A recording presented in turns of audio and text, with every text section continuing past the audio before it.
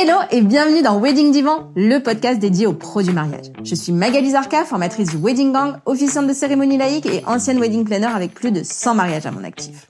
Si tu es entrepreneur dans le milieu du mariage ou que tu souhaites te lancer, ce podcast est fait pour toi. Comment réussir, comment se démarquer et surtout, comment durer dans le mariage? Autant de questions auxquelles nous répondrons ici via des interviews sans tabou de prestataires de mariage ou qui peuvent t'aider à améliorer ton business. On y abordera leur parcours, leurs réussites et leurs erreurs aussi parfois. Je partagerai également avec toi tous mes conseils, astuces et outils pour te donner un accès direct à la réussite dans le Wedding World. Allez, pose-toi dans ton canapé, écoute-nous dans ta voiture ou même en faisant la vaisselle et surtout, abonne-toi pour ne manquer aucun épisode. Hello le gang, j'espère que tu vas bien. Aujourd'hui, je te propose de découvrir Eugénie qui a sorti un projet hors du commun, celui de modéliser tes événements en 3D. C'est hyper cool pour les wedding planners, pour les lieux, et ça peut te servir pour plein de choses. Donc en gros, comment modéliser ton futur événement, le futur événement de tes clients en 3D. Je suis sûre que ça va t'intéresser autant que moi, alors je te laisse écouter et je t'en dis pas plus. Hello Eugénie, bienvenue dans Wedding Divan. Ravie de te rencontrer et de te parler pour la première fois en vrai. Bonjour Magali, merci beaucoup pour l'invitation, pour la présence. Et ouais, moi aussi, contente de te rencontrer en vrai. Enfin, en vrai, virtuellement, mais en vrai quand même. Ah, en vrai quand même, si je te vois. C'est plus les vocaux sur Instagram. Alors, comme toutes les personnes qui viennent sur ce podcast, pour toutes les personnes qui ne te connaissent pas, moi comprise, est-ce que tu peux nous raconter un peu ton parcours ? Oui, bien sûr. J'ai un parcours assez artistique. J'ai fait une mise à niveau en art appliqué. Après, j'ai enchaîné avec un DMA céramique. Donc, j'ai fait des études dans la céramique artisanale. Voilà, où j'ai appris à tourner, à faire des bols, à faire des émaux. Et après, je suis partie aux Beaux-Arts de Besançon pendant 4 ans. Voilà, donc j'ai fait les Beaux-Arts. Première année, j'ai fait des tableaux. J'étais sur l'expérimentation plastique, voilà. Et après, première année de master, je suis partie à l'étranger pendant 1 an. Et j'ai fait 3 mois dans un studio en Italie, à Milan. Et après, choc thermique, je suis partie au Canada pendant 6 mois. C'est pareil. Ouais, voilà. Mais pareil avec dans un studio qui s'appelle L'Abricot et toujours donc dans la communication visuelle. Et après, je suis revenue en France pour finir mon master et voilà, faire mon mémoire et en communication visuelle. Et après, donc après 7 ans d'études, voilà, ça fait un petit peu d'années quand même. Il y a eu une super pandémie mondiale, donc petit changement de plan. Voilà, on s'en souvient, c'était compliqué. Les choses ont fait que j'ai déménagé dans le sud de la France pour rejoindre mon conjoint. Et là, j'ai travaillé pendant 3 ans dans une entreprise qui s'appelle Blacher Illumination. Et c'est une entreprise en fait qui décore dans le monde entier les villes avec des décorations de Noël lumineuses. Et j'étais du coup au service marketing et je dessinais les décors 2D. Et là déjà il y avait toute une réflexion sur la cohérence de gamme, sur la narration parce qu'il fallait séduire les petits comme les grands. Et donc du coup je me suis retrouvée à faire des scénographies pour le showroom parce qu'on présentait du coup les décors après en situation pour les présenter aux clients. Donc j'ai fait un parcours artistique et qui après a muté un petit peu vers le produit, design de produit et décoration de Noël. Donc voilà, c'est un parcours assez artistique mais un peu atypique sur la fin, ouais. Et alors pourquoi on parle aujourd'hui ? Parce que là tu nous expliques pas finalement dans ton parcours. Pas du tout, bien sûr, parce que là c'était le avant. Et après il y a eu mais c'est pour ça qu'il faut suivre. Il est arrivé un moment où mon conjoint qui est jardinier paysagiste, il y a 1 an de ça, il s'est mis à son compte. Et donc, il a commencé à avoir des projets de création. Et les projets de création, quand il s'est retrouvé à devoir présenter un projet, un devis à des clients, il n'avait rien comme solution visuelle pour présenter, pour accompagner son projet. On a commencé à regarder un petit peu, il n'y avait pas de solution. C'est-à-dire qu'aujourd'hui, un artisan, s'il veut accompagner son projet visuellement, il n'y a pas de solution. Il faut passer par un architecte d'extérieur, mais ça a un coût, ça a vraiment un coût. Mais il n'y avait pas d'outils à sa disposition. Alors moi, je touchais sur Photoshop, donc je faisais des photomontages. Mais un photomontage, c'est du 2D. Et là, on présentait du 3D. Donc on s'est rendu compte qu'en fait, il y avait un souci, il y avait un manque d'outils. Et lui, pour le coup, ça le concernait sérieusement. Donc, je me suis mise à commencer à modéliser, à me former le soir à côté de mon activité de salarié. Et là, j'ai commencé à découvrir tout un univers de 3D, de rendu, de possibilités. Et j'ai essayé de me former et de combiner toutes ces connaissances que j'avais pour lui proposer à lui des services de rendu 3D. Donc ça a commencé par là. Donc j'ai commencé à faire des modélisations 3D pour lui. Et après, on a commencé à se rendre compte de comment c'était perçu par le client. Ça veut dire qu'il a commencé à présenter ce service-là, à accompagner ses projets à des clients. Et tout de suite derrière, c'était « Waouh, c'est dingue, c'est signé ». Et on s'est dit, là, il y a quand même une plus-value quand on arrive avec des simulations 3D. Donc c'est parti de là. J'ai commencé à en parler autour de moi. J'ai une amie qui voulait faire son mariage, qui était stressée, qui savait pas comment ça allait rendre. Elle voulait voir comment ça allait devenir, enfin comment ça allait être visuellement son mariage. Elle m'a dit, mais tu peux faire pareil. C'est pas un jardin, mais c'est pareil. Donc j'ai commencé à modéliser son mariage. Après, j'ai des copains qui sont dans le domaine viticole. Ils ont un domaine. Ils se sont dit, c'est vrai qu'on pourrait le proposer à la location pour faire des événements, mais on n'a jamais fait de mariage, on n'a jamais fait d'événement. Pareil, est-ce que tu peux nous modéliser ça? Donc j'ai commencé à modéliser parce qu'il y avait un besoin dans ce domaine-là, dans ce secteur-là. Et en fait, au fur et à mesure, je me suis dit, mais là, je suis pas forcément épanouie dans mon travail actuellement, ça va pas trop. J'adore faire ce que je fais et je vois qu'il y a un manque parce que demain, s'il y a un artisan, s'il y a un wedding planner, s'il y a un domaine qui veut mettre son lieu en location d'un événement, il a rien, il a pas d'outils. Je me suis dit, il y a vraiment un fossé entre soit on a les moyens parce que on a des connaissances ou parce qu'on peut payer quelqu'un toute l'année pour nous proposer ce service-là, mais l'entre-deux, il y a rien. Et il y a un besoin. Et donc là, je me suis dit, j'ai 30 ans, allez, go, on y va, on se lance dans ce projet. Et l'immersion est arrivée comme ça. Les 30 ans, la crise des 30 ans. Et c'est parti de là. Donc ta première modélisation, c'était pour le métier de ton mari. Exactement, c'est ça. La première modélisation, c'était en plus bien sûr complexe, sinon c'est pas drôle. C'était un projet d'extérieur assez complexe. On avait une piscine, on avait un terrain de pétanque, il y avait une entrée, il y avait une pergola, il y avait beaucoup d'éléments à faire. Et honnêtement, j'ai galéré parce que c'était pas facile. Mais à la fin, quand ça a été fini, on s'est dit waouh, ok. Ça peut aussi donner des projets qui sont beaux, quoi. Et surtout, je me suis tout de suite attaquée à me dire, je vais utiliser des logiciels qui permettent d'avoir un rendu haut de gamme, qui permet d'avoir du vrai rendu ultra réaliste. C'est plus compliqué, mais autant y être, autant se faire mal tout de suite. Et du coup, je me suis tout de suite mise sur ces logiciels qui m'ont permis d'avoir un rendu de haute qualité, haut de gamme, rapidement. Ouais, j'ai regardé un peu ton site et tout, c'est impressionnant on dirait des photos en vrai. Exactement, c'est ça. Et c'est ce vers quoi je veux aller. Parce que on peut des fois avoir des choses qui passent, etc. Mais ça fait un peu game, ça fait un peu le jeu vidéo. Et dans ma volonté, dans ma vision de ce service-là, je voulais vraiment qu'on arrive à fausser ce flou à casser cette barrière entre le vrai et le virtuel. Justement, on est sur de la 3D. Aujourd'hui, il y a des logiciels. Bon, ok, ils n'ont pas 10 ans d'expérience, ces logiciels, parce que les choses évoluent. On arrive à cette qualité-là parce qu'il y a aussi eu l'intelligence artificielle qui a commencé à s'intégrer aussi à ces logiciels de rendu. Donc, on commence à avoir une possibilité. Et je me suis dit, autant aller tout de suite là-dedans. Autant aller dans du haut de gamme, dans de l'ultra réaliste. Pour pas qu'on ait cette impression un peu de jeu vidéo. Moi, j'étais pas à l'aise avec ce rendu-là. Donc, c'est pour ça que j'ai voulu tout de suite taper et me mettre sur des logiciels qui étaient beaucoup plus complexes, clairement, mais qui derrière permettaient un rendu super réaliste. Dans ton parcours, c'est quoi la compétence la plus inattendue qui aujourd'hui te sert tous les jours? Je dirais que c'est la partie, en fait, c'est la rigueur et la technique. C'est ce côté très précis, parce que ce que j'ai fait aux Beaux-Arts, c'était vraiment de la conception. On était là pour apprendre à faire des connexions entre différents milieux, à construire une réflexion. C'était vraiment conceptuel.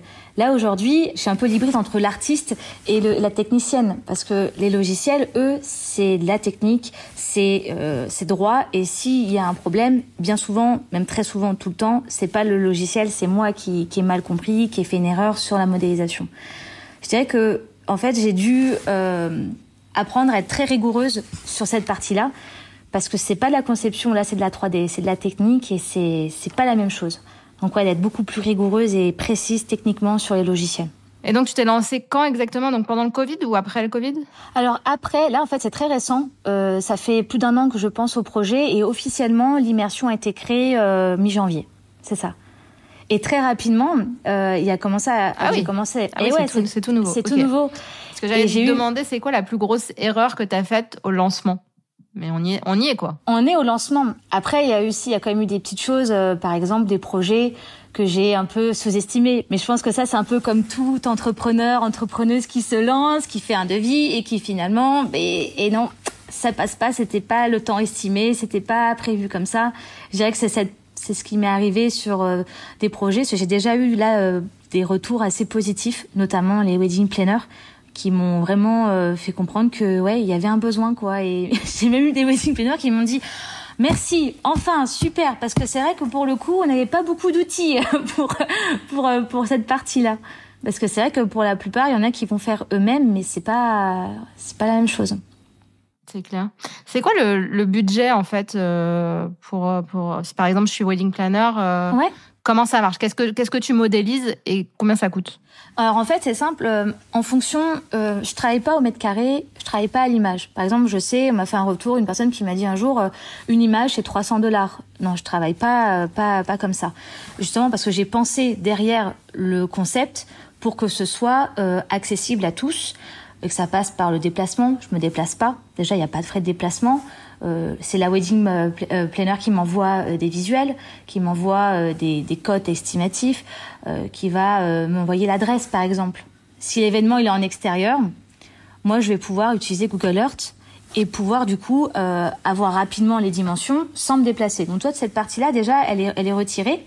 Et après, moi, j'ai pensé aussi mes logiciels pour pouvoir être compétitive, pour être tout simplement intéressante financièrement pour tout le monde. Demain, une wedding planneuse, elle a un projet.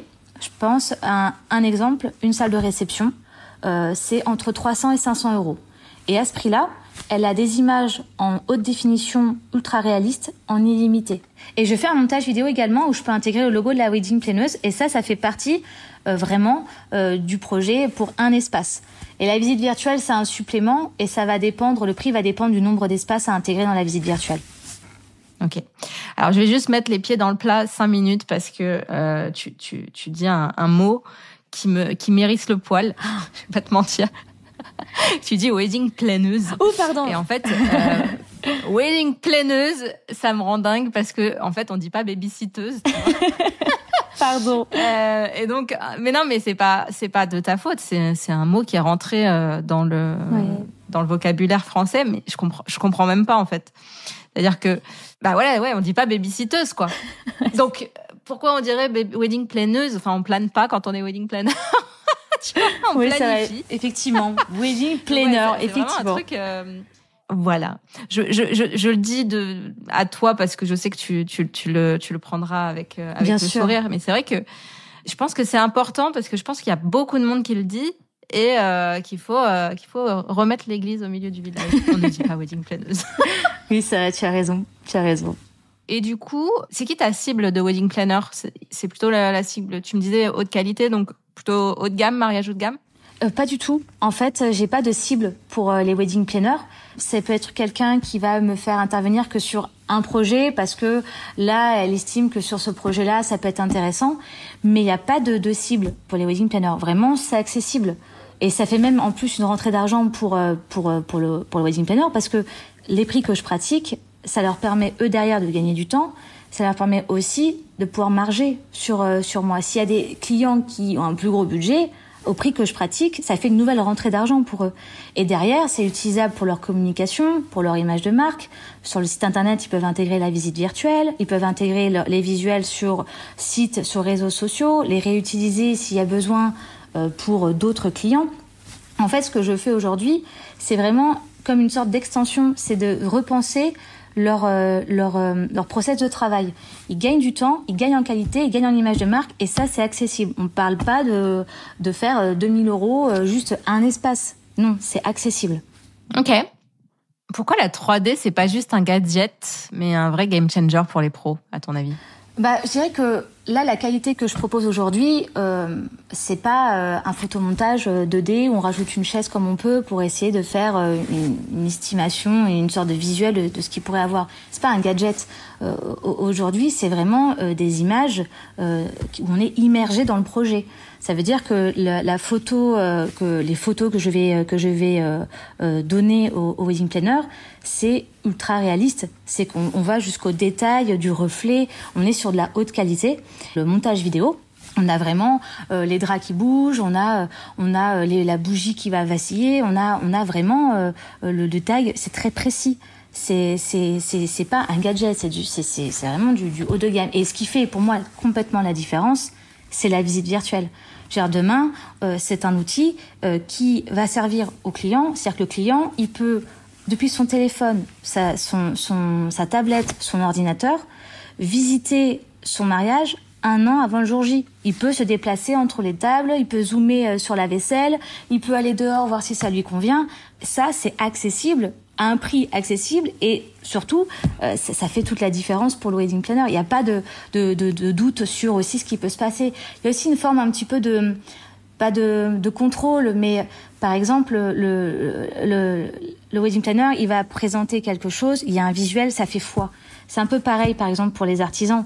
On s'est engagé, le client et le professionnel, sur cette image-là, sur ce rendu-là. Il n'y aura pas de doute à la livraison. Il n'y aura pas de problème qui peut y avoir au final, quoi.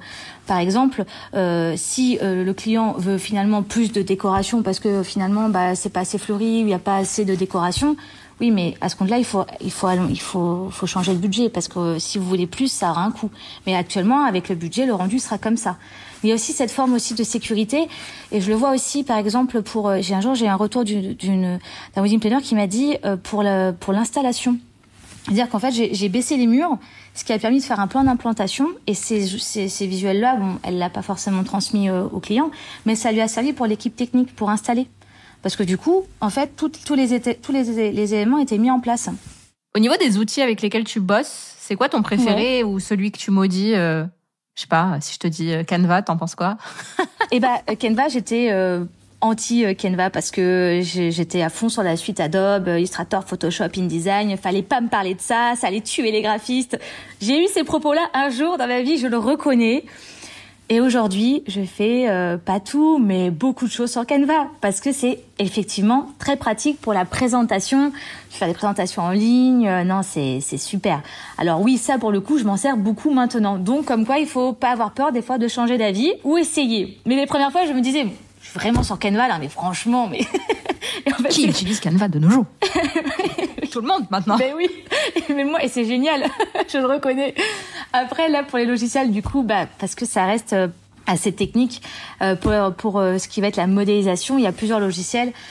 Modélisation, c'est SketchUp. Voilà, j'ai commencé sur SketchUp parce que c'était aussi le plus abordable. Il y a d'autres logiciels qui existent et c'est horriblement cher, donc il fallait aussi que derrière, ça soit intéressant pour tout le monde. Et là, j'aime pas trop SketchUp parce que c'est pas du tout le fun. J'aime pas du tout parce que c'est hyper technique. Il nous laisse pas le droit à l'erreur. Si ça marche pas, c'est que j'ai fait n'importe quoi. Et c'est la partie, je dirais, pour moi, qui est la moins fun, quoi. Parce que voilà, on monte les murs, on monte les structures, on monte le mapping vraiment global, quoi. C'est la structure. Donc c'est inévitable, hein, il faut passer par là pour la 3D. Mais je dirais que c'est pas ce que je préfère faire.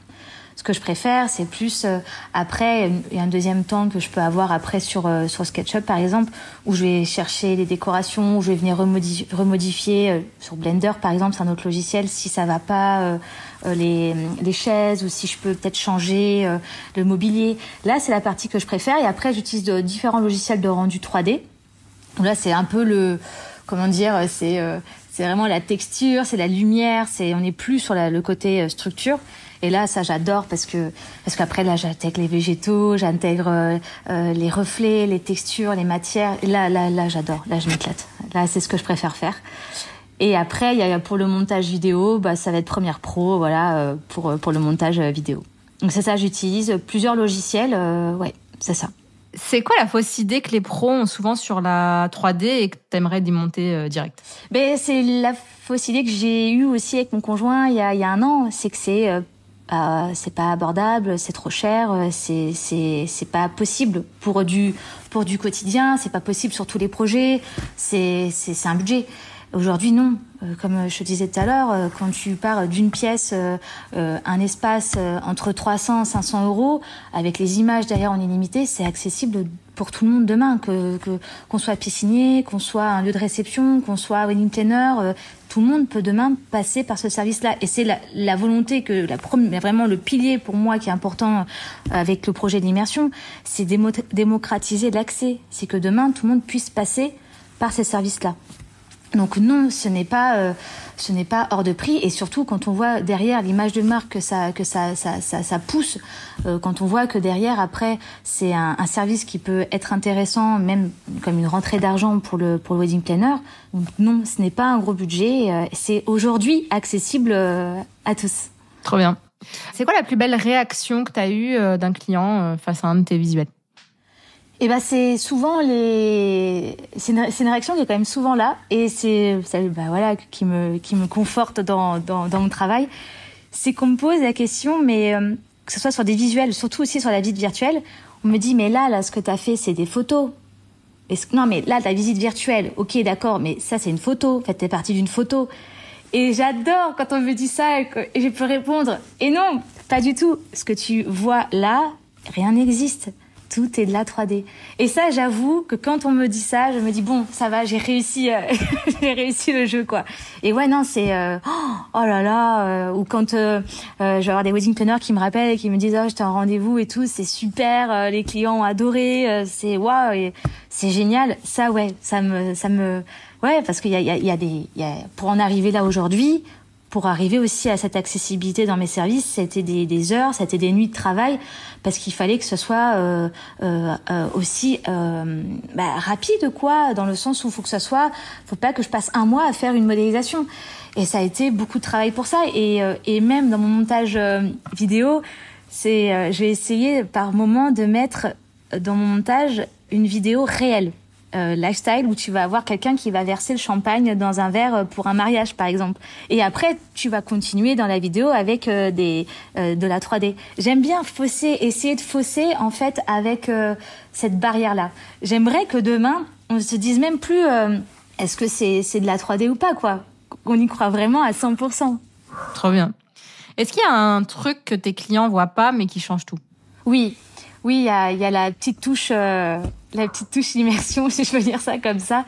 J'aime. Alors, s'il y avait une fois une cliente qui m'a fait la réflexion, mais en fait, j'aime apporter les détails qui derrière en fait vont vraiment créer la narration. Et ça, j'ai pu l'apprendre avec justement ma formation, mes expériences précédentes, où on doit créer des histoires, où avec les Beaux-Arts, on est sensible, on travaille son œil, on travaille sa sensibilité. Mais j'aime apporter vraiment cette petite touche en plus. Par exemple, je prends l'exemple d'un artisan. Si je vais toujours lui poser la question, là le projet c'est quoi? Il y a un enfant, c'est un jeune couple, c'est des retraités. Parce que après, moi, dans les images et dans le projet que je vais livrer, je vais mettre des enfants qui jouent, je vais mettre un jeune couple ou je vais mettre des retraités. Je veux arriver jusqu'à ce détail-là pour que toute la chimie finale permet vraiment d'accompagner le client dans la projection de son projet. Pour les wedding planners, par exemple, je sais que quand je vais essayer de faire des déplacements, même que ce soit l'image ou la visite virtuelle, je vais essayer de régler ma caméra pour être sur une taille raisonnable d'1m60, 1m65, 1m70, ce qui fait qu'on a vraiment l'impression d'être debout dans la pièce en train de regarder son mariage. C'est ces petits détails-là que je vais essayer de mettre pour que vraiment ça fasse la narration. Il y a vraiment une notion de création d'histoire qu'on n'a pas forcément dans de la modélisation qui existe déjà, parce que ces services-là existent dans l'architecture, dans l'aménagement de gamme d'extérieur. Il n'y a pas cette sensibilité-là. Moi, je vais vraiment on crée une histoire, on accompagne le client dans son projet. C'est vraiment la petite touche en plus. Trop bien. Est-ce qu'il y a des clients qui te challengent le plus? Est-ce que c'est les artisans? Est-ce que c'est les wedding planners? Est-ce que c'est les décoratrices? Balance. Non, honnêtement, je pourrais même pas dire. Ah, franchement, eux, j'en peux plus. Non, je peux pas. Ils sont tous chiants. Non, je peux pas dire ça. Par contre, il y en a pas un, j'ai l'impression, il y a pas un truc normal, en fait. Non, il y a tous me challenge. Je prends un exemple, un piscinier, ça va être, il me faut le robot, il me faut le volet qui s'ouvre un petit peu pour qu'on voit les lattes sur l'eau. Et moi, je suis là, je me dis, mais comment je vais faire ça? Alors, attends, ok, mais en fait, je vais trouver une solution. Mais c'est des challenges. Un wedding planner qui me dit, il me faut un carrosse avec des chevaux. Ok, faut mettre un carrosse avec des chevaux. Ok, on va y arriver. Et c'est ça pour le coup. Je dis jamais non parce que je veux pas dire non et je veux y arriver et je me sens un peu le MacGyver de la 3D quoi. Parce que derrière, il faut que j'arrive à trouver une solution pour réussir à faire ce qui m'est demandé. Ou alors trouver au moins un moyen de s'en rapprocher. Mais non, après oui, effectivement, des fois il y a des choses où je me dis oui, d'accord, ok, bon. Mais après, ce qui est super, c'est qu'aujourd'hui tout est possible. Ça veut dire que je peux faire la mer, je peux faire des montagnes, je peux faire des feux d'artifice, je peux faire de la fumée. Tout est possible. Et je peux effectivement mettre un cheval. C'est possible. Mais c'est vrai que y a des fois des demandes où je me dis bon, alors, comment je vais faire ça? Mais ça fait partie du jeu et c'est ce qui fait que j'adore ce que je fais aujourd'hui parce que pour le coup, y a aucun projet qui se ressemble, et c'est vraiment du sur-mesure quoi. Tout est sur mesure. Trop bien, trop bien. Est-ce que tu penses que l'idée reçue du budget élevé de la 3D, c'est le seul truc qui fait que c'est pas un réflexe pour les prestats de l'utiliser? Non, je pense pas. Je pense que c'est parce qu'ils connaissent pas encore l'immersion. C'est que en fait aujourd'hui, il y a pas d'outils à disposition. Parce que quand je vois tous les retours qu'on me fait ah mais c'est chouette, vraiment franchement les mails je les garde parce que ça fait du bien pour ça quand il est tard le soir, voilà. Mais je pense sincèrement c'est juste qu'en fait il y a pas d'outils. Il n'y a pas d'outils. Et je vois bien le retour, il est très positif, mais parce qu'en fait, on n'a pas les outils et il se retrouve en fait dans la situation dans laquelle j'étais avec mon conjoint il y a 1 an. Et c'est ce qui fait aussi que il y a beaucoup de demandes de partenariat dans le sens où on me dit bon bah voilà, je vais vous mettre sur mon site internet, je vais changer complètement ma prestation en incluant automatiquement votre service dans ma prestation. Parce que ça devient un nouveau process de travail et ce qui fait que derrière voilà ils me disent moi je vais vous proposer sur tous mes projets. Et ce qui est aussi intéressant pour les wedding planners c'est que et aussi pour les lieux de réception c'est que quand on a travaillé une fois sur un lieu parce que souvent ils retravaillent plusieurs fois sur les lieux, ce qui est normal. Je refacture pas la modélisation. La modélisation, c'est la petite ligne dans le devis, mapping global. Je la refacture pas parce qu'une fois qu'on a travaillé ensemble et qu'on a déjà modélisé le lieu. Après, ce qui est à payer, ce qui est normal, c'est le nouvel aménagement de décoration, la nouvelle visite virtuelle. Mais la première ligne, c'est un investissement une première fois. Après, elle est rentabilisée sur le deuxième projet largement. Et ça permet aussi de fidéliser, mais derrière, c'est surtout que y a pas d'intérêt à refacturer. Est-ce que tu vois la 3D comme une tendance? J'imagine déjà ta réponse, mais oui. Une norme à venir? Non, pour moi, c'est vraiment une norme à venir. Je vais t'expliquer pourquoi. Ma vision, aujourd'hui, il y a un problème qui est le problème de tous. Ça veut dire que les clients n'arrivent pas à se projeter.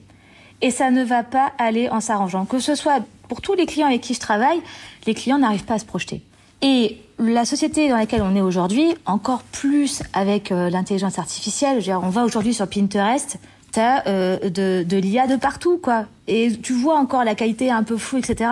On est bombardé de visuels faits avec l'intelligence artificielle. Donc en fait, je pense que les clients aujourd'hui sont habitués un peu à ce confort du visuel. Et pour moi, demain, ça va vraiment pas aller en s'arrangeant. Et c'est pour ça que je crois fermement au service de l'immersion. C'est que demain, les clients vont avoir vraiment besoin de visuels. Et ce qui va se passer, parce que là, je le vois déjà avec les premiers clients avec qui j'ai pu travailler, quand ton concurrent, qu'il soit un artisan, que ce soit un wedding planner ou autre, propose ces services-là, et que toi, tu ne le proposes pas, que tu le veuilles ou non, t'es pénalisé. Je veux dire, demain, un artisan, ils sont rarement tout seuls sur les projets, parce qu'on, c'est le jeu, on est tous pareils. Moi, demain, je vais faire des travaux dans mon jardin, je demande 2-3 devis pour voir un peu les prix, voir qu'est-ce qu'il y a dans les lignes de devis. Mais moi, si le le professionnel arrive et qui me dit, par contre, aujourd'hui, sur votre téléphone, on se met dans le jardin, on bouge le téléphone et vous allez pouvoir voir à quoi ça va ressembler, ça fait la différence. Et nous, on l'a vu personnellement avec mon conjoint, il n'était pas le plus intéressant, il n'est pas le mieux placé en termes de prix, sauf que ce qui fait la différence, c'est quand on arrive avec le téléphone ou la tablette et qu'on présente le projet bien à l'avance. Et ça rassure. Donc non, pour moi, ça va devenir un outil qui va être plus que nécessaire. Surtout quand on commence à habituer ça. C'est-à-dire que sur Pinterest, quand ça va commencer à venir sur Pinterest, quand des wedding planners vont commencer à partager sur leur site internet, sur leurs réseaux sociaux mon service, effectivement, ça va créer une différence avec ceux qui n'utilisent pas. Et un client va évidemment avoir envie de voir ça quand il va réaliser le plus beau jour de sa vie. Ça, c'est une certitude. Donc pour moi, non, ça va être le virage, comme le virage qu'on a pu avoir avec l'intelligence artificielle. Tu peux absorber combien de projets par mois et comment tu vois l'avenir, parce que à mon avis ça peut exploser ton truc, et comment tu vas gérer la demande, le flux de demande? Là, pour l'instant, c'est gérable, donc super. Moi, voilà, je le reconnais, c'est très ambitieux. L'immersion, c'est mon deuxième bébé. Je veux le développer. Je veux dire, j'en suis consciente, hein, mais je veux le développer. Ça veut dire qu'aujourd'hui, j'espère pouvoir le développer. Je démarche même déjà à l'international. Enfin, voilà, j'ai démarché à l'international, d'autres pays. Je vais plus loin que ça. Je veux vraiment développer l'immersion. Et si demain, je ne peux plus absorber le flux, alors là, effectivement, on développera l'entreprise. Donc, former d'autres personnes à l'outil. Complètement, ouais, complètement. J'ai déjà, je pense que j'ai déjà des personnes que je connais qui pourraient potentiellement être intéressées pour participer à l'aventure, et je serais super contente de pouvoir les intégrer au projet. Donc ouais, complètement. Si demain ça arrive, j'ai souvent tendance mon conjoint se moque un peu, à toujours penser, mais le jour où je peux plus gérer, il me dit, attends, commence déjà. Mais j'ai toujours eu ce truc parce que je deviens obsédée, et c'est peut-être le cas, je le reconnais, mais je suis tellement persuadée de la possibilité et du changement que peut apporter l'immersion, que je pense automatiquement déjà plus loin dans le développement. Parce que c'est... tu vois, j'y ai pensé pour toi aussi, donc... Merci. Je suis pas si folle. T'es pas toute seule. Est-ce qu'il y a une tendance visuelle ou design que tous les prestataires de mariage devraient surveiller en 2025 selon toi? Moi, après, je suis pas décoratrice. Je suis l'exécutante en fait des décoratrices et des volontés des clients. Mais je vois quand même des choses qui reviennent assez souvent.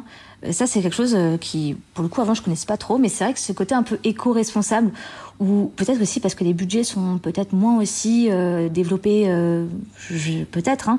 Mais j'ai l'impression qu'il y a beaucoup plus de soucis de vouloir recycler, de vouloir réutiliser des meubles ou des choses comme ça, ou même aussi des choses très simples. C'est vrai que y a un côté très minimaliste aussi qui arrive. Alors peut-être que c'est encore une fois lié à un facteur qui est le budget, mais il y a quand même ce côté très épuré, très brut aussi, et recyclage un petit peu des meubles ou des choses comme ça, et plus intimiste. J'ai l'impression que c'est pas les gros mariages, des choses plus intimistes. Ça serait peut-être un peu ça la nouvelle tendance pour les nouvelles années, ouais. Et est-ce que toi, il y a un style de mariage que tu préfères modéliser? Oui, bien sûr. Bien sûr, mais en même temps, je suis dans le sud, donc je peux pas trop dire que j'adore modéliser des mariages dans la neige, quoi. Mais mais il y a une réalité, ouais, clairement. Tu pourrais. Je peux vous mettre la neige, faire un mariage dans la neige en Alaska, il y a pas de souci, on peut le faire. Et d'ailleurs, je dis ça, mais je me rends compte qu'il y a beaucoup de wedding planners qui font des mariages pour des étrangers, et c'est quand même assez utile de pouvoir présenter la visite virtuelle quand on a des clients qui ne vont pas se déplacer uniquement pour le jour J, quoi. Donc ça, pour le coup, c'est un atout. Mais non, ce que je préfère, la Jacquemus, j'avoue, avec les lavandres, les cyprès, j'adore la confrontation entre le brut et le végétal et le sophistiqué, les guinguettes. Ouais, vraiment, j'adore cet esprit-là. Si demain, mon conjoint se décide enfin à me demander en mariage, j'aimerais faire un mariage à la Jacquemus. Voilà. C'est un appel. C'est un énième appel. Voilà, il y aura un peu de monde qui va l'écouter quand même. Comment il s'appelle? Jérémy. Et tu vois, tout à l'heure, j'ai dit ton mari. Mais oui, mais moi, j'ai tendance à le dire. Jérémy. Il faut pas, tu vois, c'est aller dans un truc, non, on va pas là-dedans. J'ai pas de bague. Jérémy, on attend. Et le jour où je vais me marier, j'espère pas avoir trop de soucis pour trouver un wedding planner. Bah, je pense que ça devrait aller du coup. Au pire, tu m'appelles, je t'en trouverai une. Ok, trop bien. Est-ce que y a quelque chose que tu veux rajouter pour tous les prestataires du mariage qui nous écoutent, soit pour les aider à lancer leur business, soit pour leur dire quelque chose sur la 3D? Moi, je suis toujours disponible pour s'appeler, pour échanger, pour voir comment on peut faire aussi. J'aime bien ce côté proche où on trouve des solutions ensemble. Si, par exemple, il n'y a pas le budget tout de suite pour faire des choses, on trouve une solution. Là, par exemple, j'ai eu des cas où des wedding planners voulaient attendre d'avoir le projet pour pouvoir commencer à l'intégrer. Sauf qu'ils n'ont pas encore le projet pour pouvoir intégrer mes services. Donc du coup, ce que j'avais pensé, et ce qui est toujours actuel, c'est une sorte de pack vitrine où on va faire un espace fictif qui n'existe pas, vraiment très simple parce que je peux pas proposer un service non plus à ce prix-là. Mais pour 250 €, je fais vraiment un espace, l'exemple là, le dernier en date, un champ de lavande avec 2 tables banquets, la guinguette. C'est fictif, mais c'est pour déjà avoir une ambiance. Et comme ça, à ce prix-là, eux, ils peuvent déjà avoir des images, ils peuvent déjà avoir un montage vidéo, et ils peuvent déjà avoir, surtout ce qui les intéresse, la visite virtuelle pour l'intégrer sur leur site internet. Parce que moi, après, je fournis un lien HTML, et c'est intégrable sur n'importe quel site internet. Et comme ça peut déjà leur permettre de présenter mes services sans être déjà passé par un projet réalisé. Sans que ça soit personnalisé pour le moment, quoi. C'est ça, voilà. Ça fait un prix plus accessible pour pouvoir commencer. Et que je pense que vraiment ils devraient essayer parce que déjà les retours que j'ai de wedding planners qui ont présenté mes services à des clients sont très positifs. Et d'aller voir parce que je pense que ce que je fais c'est visuel, quoi. Il faut aller voir, il faut aller visiter, il faut tester, prendre son téléphone, cliquer sur la visite virtuelle et s'amuser dans son salon à regarder ce que ça pourrait être un mariage dans une pièce, quoi. Mais ouais. C'est très stylé en tout cas. Je suis contente de t'avoir invité parce que c'est très stylé. Très stylé. Bravo. Merci beaucoup. C'est très gentil. C'est des bonnes énergies pour la suite. Mais oui. Écoute, merci beaucoup Eugénie. Ça a été un plaisir de te recevoir et puis j'ai hâte de partager ça avec la France entière, le monde entier. Ouais, génial. À très vite. Merci Eugénie. À très vite. Merci beaucoup. Et voilà le gang, j'espère que cet épisode t'aura plu autant qu'à moi. Si c'est le cas, partage-le sur Insta et tag-nous, ça nous fera trop plaisir. Eugénie, c'est l'immersion 3D avec des underscores et moi, c'est le Wedding Gang, mais tu le sais déjà. Tu peux aussi partager cet épisode sur Apple Podcast ou sur Spotify, c'est ce qui m'aide le plus à faire connaître Wedding Divan. Un immense merci à toi et à très vite pour le prochain épisode.